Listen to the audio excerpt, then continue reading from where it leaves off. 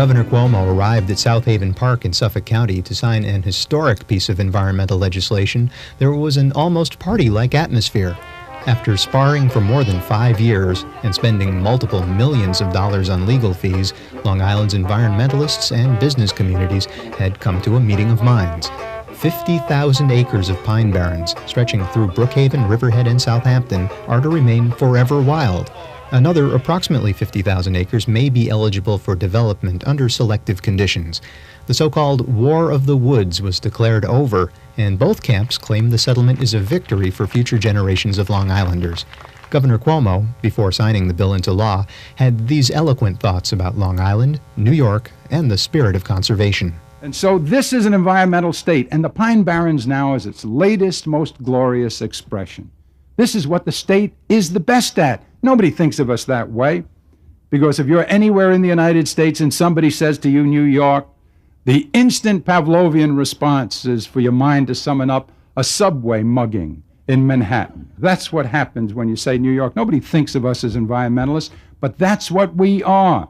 And all the Tom Jawlings and all the Orrin Lehmans who built the greatest park system in the United States, all of those deserve special credit for, to use the word again, the legacy that this place will leave to all of the generations of children who will not know the people who live today.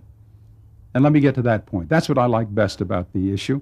You know, I don't know about you, but I've lived now more than half a century, and I have done a lot of things in a lot of places, and I've had a lot of fun. And I played professional baseball, and I've been a professor, and I've been a lawyer, and I've been a businessman, and I have a great family with the most beautiful woman in the world, decided to be my wife, and 5 children and grandchildren. I've been governor, and I've met kings and princes and presidents. And I'm still a little confused about life and what it really means. And I know that way down deep, we're always looking for something bigger than we are, something more beautiful, something we can throw our arms around and wrap our souls around and say, this is right, this is good, this is something I can believe in with passion, this is something I can give myself to.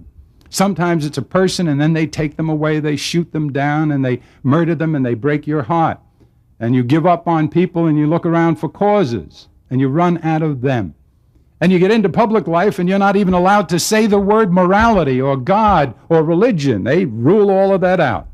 And you find this truly barren land if you're looking for something larger than yourself, and then it occurs to you. Niagara Falls, the Adirondacks, the Pine Barrens, the water under Long Island, the rivers, the chestnut tree, and the park in South Jamaica, Queens. The environment, ecology, preserving it, saving it, fighting for it.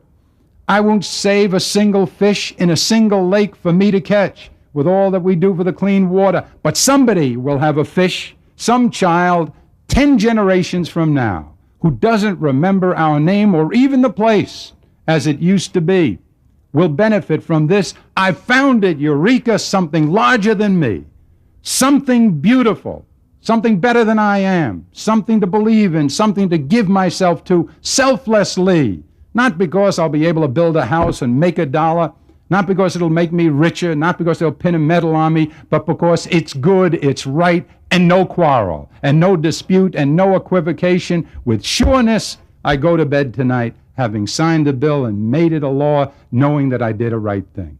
Thank you for that.